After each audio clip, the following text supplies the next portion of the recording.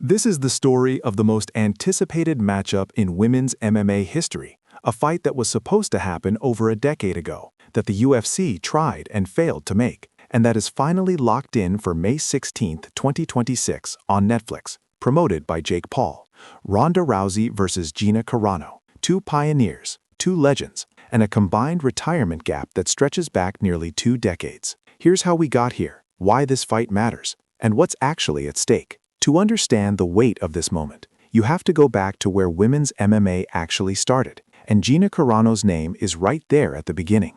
In 2006, she competed in the first Nevada-sanctioned MMA bout between women, which means before there was a UFC women's division, before female fighters headlined major cards. Carano was already in the cage making it happen. 7 wins and 1 loss later, she'd become a legitimate television draw for the sport, and helped put women's MMA in front of audiences that had never paid attention to it before. That one loss came in August 2009, when Cris Cyborg stopped her by TKO in a fight for the inaugural Strikeforce Women's 145-pound title, and that turned out to be the last time Carano competed. She walked away from fighting and built a second career in Hollywood. 17 years passed between that 2009 fight and her name appearing on a marquee again. While Carano was building a film career, a judoka from Los Angeles was just getting started on a path that would change the sport entirely. Ronda Rousey won a bronze medal at the 2008 Beijing Olympics, becoming the first American woman to win an Olympic medal in judo, and 3 years later she turned professional in MMA. The Strikeforce Women's Bantamweight Championship came in 2012, and then on February 23, 2013, she stepped into the UFC octagon at UFC 157, submitted Liz Carmouche in the first round, and became the UFC's inaugural women's bantamweight champion, the first female fighter the organization had ever signed. What followed was one of the most dominant stretches any fighter had ever put together. 6 consecutive title defenses, 11 of her first 12 fights ended in round 1, and a title defense streak so compressed that she holds one of the fastest such runs in UFC history. Nikisa Badarian, who would later become her promoter, described it this way: Rousey sold 50,000 plus tickets to a single event and generated millions of pay-per-views. She didn't just compete at the top of her sport, she became the sport for a lot of people. And throughout every one of those title defenses, the fight everyone kept asking about was Rousey versus Carano. The UFC reportedly made numerous high-profile attempts to bring Carano back, with 2014 being the most notable push, and none of them worked. The fight the fans wanted simply never got made. Then came 2 nights that reshaped everything. November 14, 2015, at UFC 193 in Melbourne, Australia, Holly Holm knocked Rousey out in the second round and ended the undefeated streak that had defined her career. The aftermath proved harder than the loss itself, and in February 2016, Rousey appeared on The Ellen DeGeneres Show and disclosed that she had considered suicide following the Holm fight. She came back on December 30, 2016, at UFC 207, and Amanda Nunes stopped her in 48 seconds.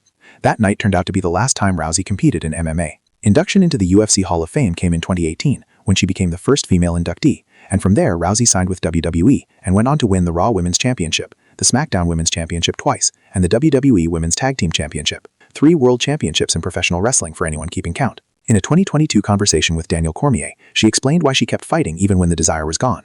When I got to that point where I didn't want it anymore, I kept doing it for everybody else. That 2016 UFC fight sits 9 years in the past now, which is where the timeline for this comeback begins. The fight getting made at all involved a detour that says a lot about where the sport stands right now. Rousey went to Dana White and the UFC first, according to Yahoo Sports reporting, and that path didn't open up. What happened next was a call to Jake Paul and Nikisa Badarian at Most Valuable Promotions, and from there the pieces came together quickly. MVP had spent the previous 2 years building a combat sports brand on Netflix exclusively around boxing, putting on events featuring Mike Tyson, Katie Taylor, Amanda Serrano, and others. And this fight represents the promotion's first step into MMA entirely. The announcement landed in February 2026, and the details are these. May 16, 2026, at Intuit Dome in Inglewood, California, 5 5-minute rounds at featherweight, 145 pounds, which was Carano's old weight class. Professionally sanctioned under the unified rules of MMA, streamed live on Netflix, and marking the first professional MMA event the platform has ever carried.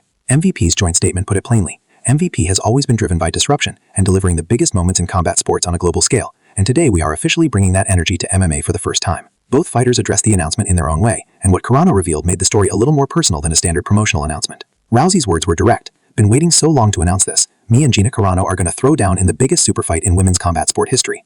This is for all MMA fans past, present, and future. Carano disclosed that Rousey came to her personally, saying, Ronda came to me and said there is only one person she would make a comeback for, and it has been her dream to make this fight happen between us. She thanked me for opening up doors for her in her career and was respectful in asking for this fight to happen. This is an honor. I believe I will walk out of this fight with the win, and I anticipate it will not come easy, which I welcome. Her coach, John Wood of Syndicate MMA, confirmed the training had already been underway for some time before the public announcement, putting it this way.